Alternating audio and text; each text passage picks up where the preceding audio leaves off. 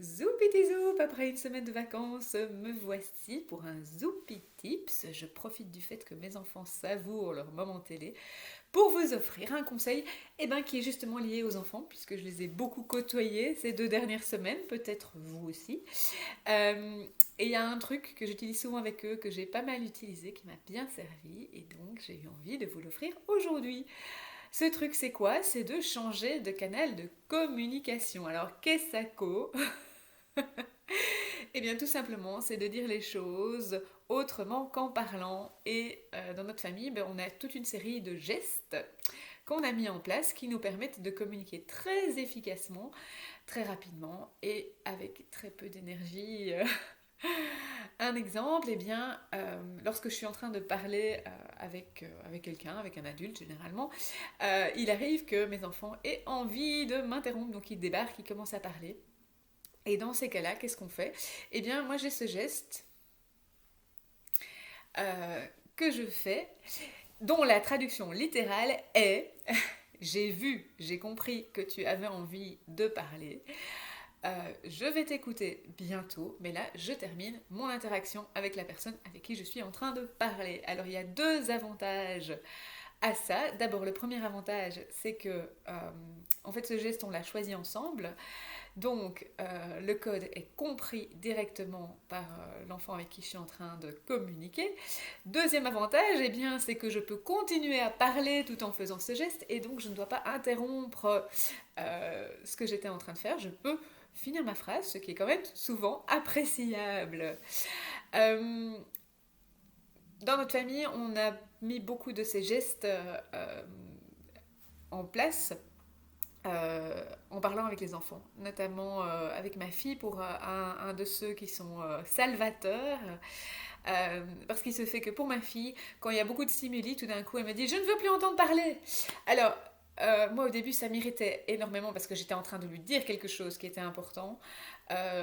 Surtout dans le cas où c'était quelque chose qui devait s'arrêter et où je voulais une réaction, je demandais une collaboration importante. Ça m'a énervée et puis je me suis dit non, là il y a quelque chose, il y a quelque chose à creuser. Et donc en parlant ensemble, on s'est rendu compte qu'il y avait peut-être moyen, quand c'était non négociable et quand j'avais vraiment besoin de ce stop et de cette réaction immédiate, on a mis en place ce geste qui veut dire c'est non négociable, donc maintenant la discussion s'arrête. Et plutôt que moi de dire c'est non négociable, maintenant la discussion s'arrête, ce qui est complètement inaudible par ma fille, on a ce geste. Et comme on l'a choisi ensemble, et comme on est très au clair que c'est une solution qui est mise en place pour que ce soit confortable pour elle, résultat, ça marche beaucoup plus efficacement que quand j'essaie d'utiliser moi le canal qui m'est le plus naturel. Vous l'avez deviné, c'est le blabla.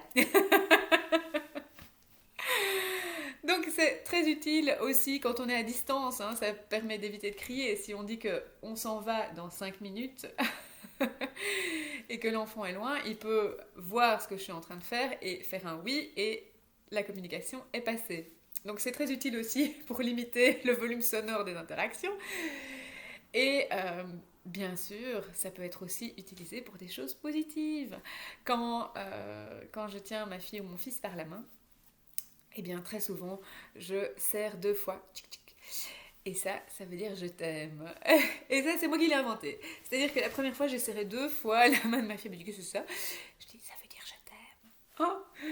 Et alors, elle a eu l'impression que je lui faisais un merveilleux cadeau. Et maintenant, quand on se balade et qu'on se tient la main, ce qui arrive relativement rarement, parce que j'ai plutôt des enfants qui sont en mode électron libre, il y a ce petit moment, ce petit secret, euh, qui est tout à fait délicieux. Même chose pour les clins d'œil, puisqu'on se fait souvent des clins d'œil qui veulent dire coucou, je t'ai vu, je suis là, on est en contact. Un des gros avantages de ces gestes qu'on peut faire, c'est qu'ils font naître une réelle complicité entre les deux personnes qui échangent ce geste. Euh, Notamment si l'extérieur ne se rend absolument pas compte de ce qui est en train de se jouer. Et donc c'est une magnifique façon de varier les plaisirs dans la communication familiale. Alors mon défi pour cette semaine, c'est de faire des gestes. Alors testez, hein. Bon, il y en a des tout simples que tout le monde connaît et qui sont quand même super efficaces et qui font du bien.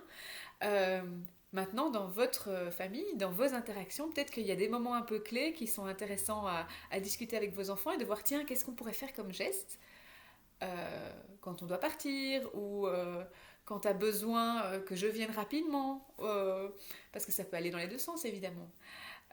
Donc je vous invite à tester, à faire des gestes et à voir l'effet que ça fait sur vous, l'effet que ça fait sur vos enfants. Et je vous souhaite que cet effet soit bénéfique. Et je me réjouis de vous retrouver la semaine prochaine pour un autre Zoupy Tips. D'ici là, que votre vie soit légère et joyeuse. Zoupity Zoup!